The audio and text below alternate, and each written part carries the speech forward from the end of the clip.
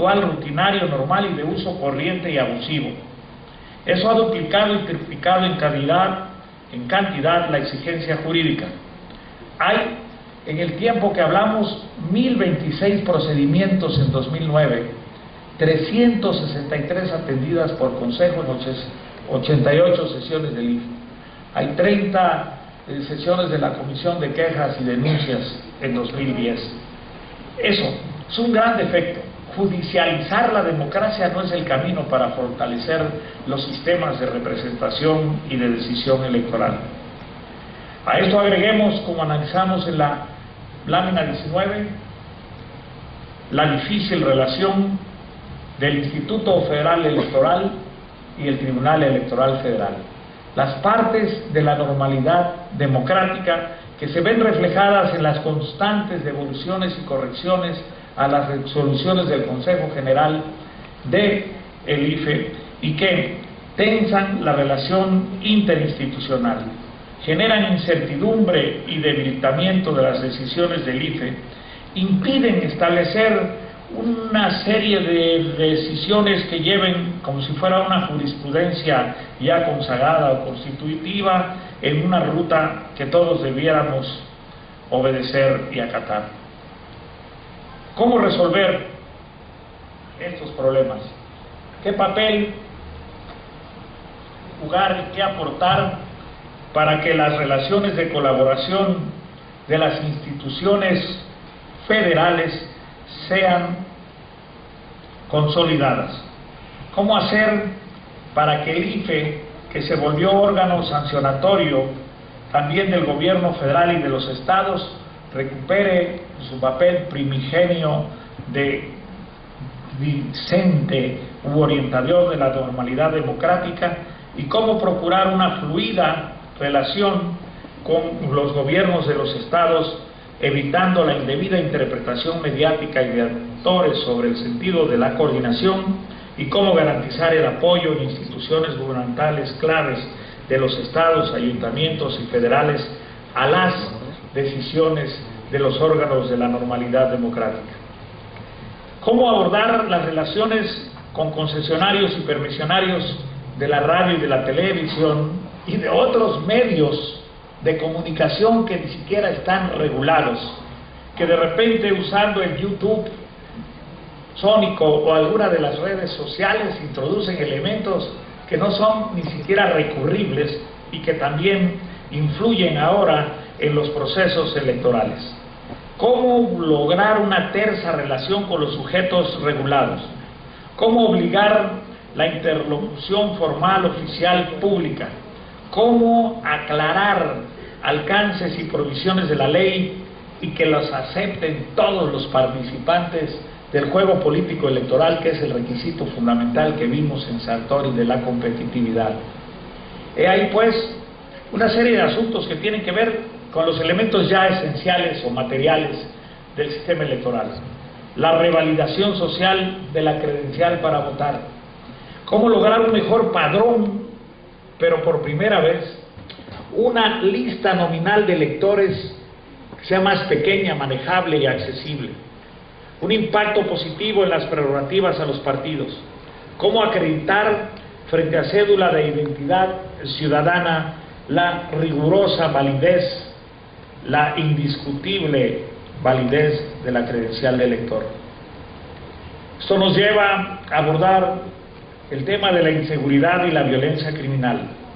Necesitamos en este aspecto, así como en este panel, en muchos otros de los niveles especializados y de la importancia que requiere el asunto, una necesaria asesoría de expertos, un despliegue de medidas eficaces y discretas, la localización de las zonas problemáticas ahora influenciadas por el riesgo de la participación de las cadenas del crimen organizado, un ajuste de estrategias de organización y capacitación, abordar los temas de la seguridad de los candidatos, y allí las señales del IFE, su papel constitucional fundamental, su papel de árbitro, orientador, organizador, garante de la legalidad, la imparcialidad, la seguridad y la definitividad de los procesos electorales. ¿Cómo hacer que las elecciones sean de verdad el escenario en el que a través de las plataformas, los partidos y los candidatos, más allá de alianzas contra natura, hagan muy clara su oferta y su propuesta? ¿Cómo hacer que las elecciones sean una verdadera fiesta cívica? ¿Qué significados puede haber para blindar el padrón electoral y el sistema democrático? ¿Qué valores de tendencia contra la criminalidad y la violencia en la educación cívica de la sociedad, de los jóvenes, de los 9 millones de nuevos electores que van a ejercer por primera vez, muchos de ustedes aquí están, su derecho a votar?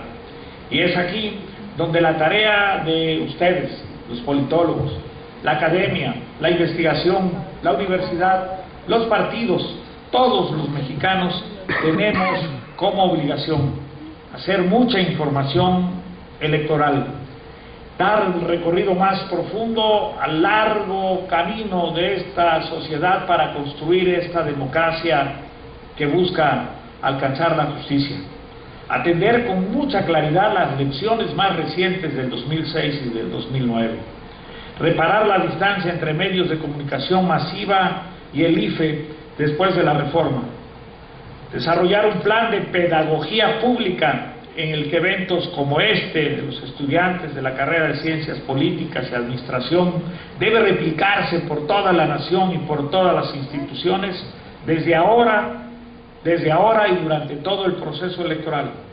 Cómo hacer que las estrategias del PREP, las auditorías, las explicaciones y comunicaciones durante la jornada electoral produzcan la claridad de los resultados. Cómo hacer que los conteos rápidos y las cadenas nacionales no sean discutidos ni atacados. Cómo hacer que el procedimiento de recuento de votos no introduzca elementos como el del famoso algoritmo que, decían, había subvertido la voluntad popular en la más reciente elección. He aquí por qué la tesis fundamental de esta disertación con que he venido a acompañarlos hace la invocación a la Cámara del Congreso, a las cámaras del Congreso, para ir de manera urgente a una reforma legal, porque la probable multiplicación de las exigencias del recuento, porque la obligada reforma reglamentaria, porque el asomo de las campañas sucias, porque el uso de los recursos públicos están como una ominosa sombra que pareciera amenazar a la democracia mexicana, ondeando en el medio de tribulaciones asociadas a la ineficaz lucha contra la violencia generada por el crimen organizado y a otras dolencias del empleo y la desesperanza.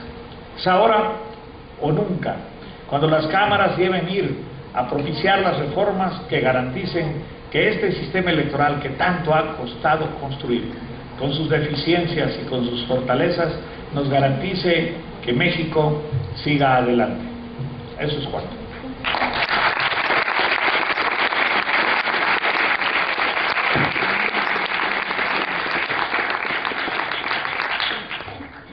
Iniciamos la sesión de preguntas.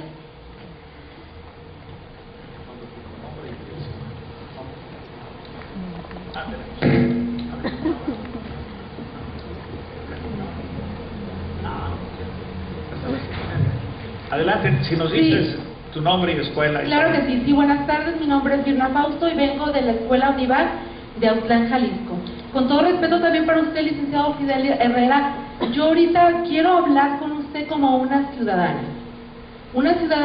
que muchas veces, lo que usted todo nos comentó sobre lo que es las elecciones que vienen del 2012, que muchas veces nosotros como ciudadanos nos confundimos, y ahorita voy a hablar como apartidaria, ningún partido político, ningún color.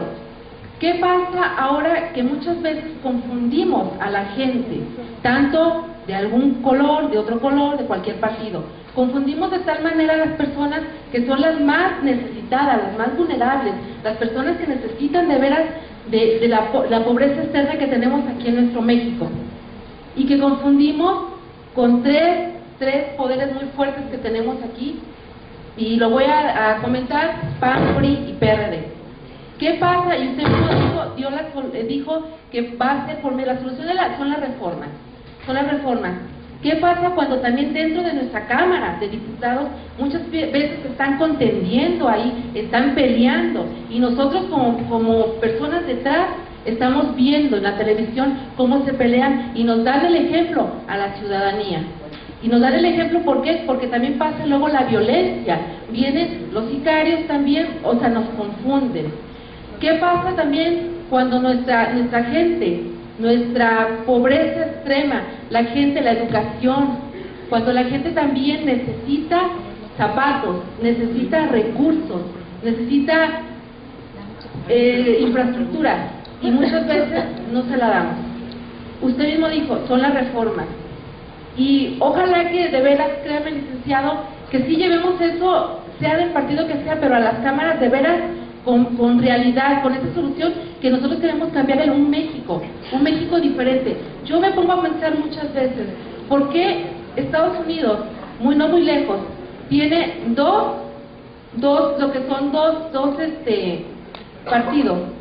Aquí puede desaparecer todos esos partidos y nada más quedar dos. Eso quisiera que me respondiera, porque son muchas cosas que a veces nos confundimos nosotros como ciudadanos. Gracias. Gracias, muy bien. Parto de lo último. El pasado 5 de mayo en Inglaterra, la democracia moderna, quizá más antigua y centenaria, de régimen parlamentario, fue a un referéndum porque la tradición hacía que se integraran los 650 miembros del Parlamento, equivalentes a diputados. Los lores tienen otra forma de integración religiosa hereditaria. Eran electos solamente por el principio de mayoría en cada distrito. Y dos partidos existían, el liberal y el conservador, Labour, el laborista y el conservador. En los últimos 50 años de la vida política de ese país surge una tercera fuerza llamada liberal, de extrema izquierda, que logra una coalición para gobierno con el partido de extrema derecha, y es la confluencia de plataformas que son antinómicas y resultante un gobierno que no tiene mucha eficacia, pero que está en servicio entre conservadores y liberales. Y plantearon a la sociedad inglesa si era tiempo ya de reconocer a ese tercer partido. ¿Por qué vía? Por la vía de la representación proporcional, porque hay allí un fenómeno muy raro. Ese partido saca el 20% de los votos, pero con ese 20% de los votos, como es por mayoría en cada distrito, solo alcanza 5 distritos. Y si fuese por representación proporcional, el 20% de una cámara de 650 le daría 150 diputados. Los ingleses, sin embargo, votaron no, se quedan como están, y así serán las circunstancias que han. Los regímenes políticos bipartidarios son de sistema presidencial. La democracia norteamericana desde sus orígenes ha sido así, republicanos y demócratas. Pero justamente lo que venimos de estudiar en México, las reformas políticas, han sido para reconocer a otras fuerzas distintas de las que en cada etapa del desarrollo de nuestra historia se han expresado ideológicamente, independentistas y realistas, cuando éramos luchadores por la independencia de México, después liberales y conservadores con Juárez, quizá luego revolucionarios y contrarrevolucionarios, liberales y conservadores, pero la voluntad de los mexicanos es por la pluralidad. Y justamente una de las reformas electorales sobre las cuales no fui muy a fondo, la del presidente López Portillo y don Jesús Reyes Heroles, tiene por objeto en 7.7 buscar que estas expresiones de guerrilla que existían en Guerrero, Lucio, Cabañas, Genaro y otros más, pudieran tener, junto con muchos otros movimientos revolucionarios que existían, ligas y todos, una vía política distinta de la violenta para encontrar reivindicaciones sociales, y se forman asociaciones políticas que abrió el sistema electoral y otros partidos políticos. Hay en la actualidad, en sociedades como la nuestra, también muchas expresiones que no solo tienen que ver con la búsqueda del poder, sino tienen que ver con la defensa del agua, los árboles, los jóvenes, allí el Partido Verde, otras que tienen que ver con expresiones de calidad educativa y de defensa de la familia y otros valores como el Partido Nueva Alianza, y así muchos otros.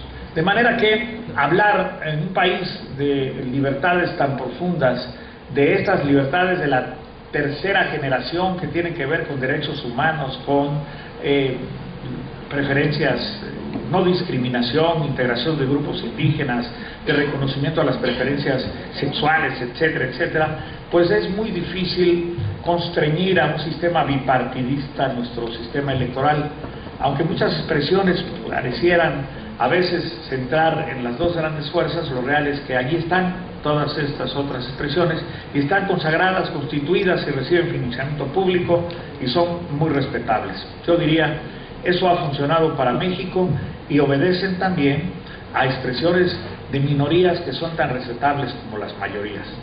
Por allí creo que debemos profundizar y respetar y ampliar. Y por eso yo vi con simpatía que la Suprema Corte de Justicia diera entrada y apoyara, creo yo, porque así lo hará en su sentencia, la controversia constitucional que integrantes de la Asamblea Legislativa del Distrito Federal incoaron en contra de la iniciativa del jefe del gobierno del Distrito Federal para aumentar los requisitos en la formación de nuevos partidos políticos y eliminar prácticamente de la lucha política a otras formaciones en la gran Ciudad de México. Yo veo bien que eso se consolide, tiene sus costos, pero implica una contribución muy importante para el bien social, distinto de las cadenas del crimen organizado, abominables, aborrecibles, execrables. Es un daño social que hay que señalar y hay que evitar que puedan contaminar en cualquiera de sus expresiones a la lucha política electoral.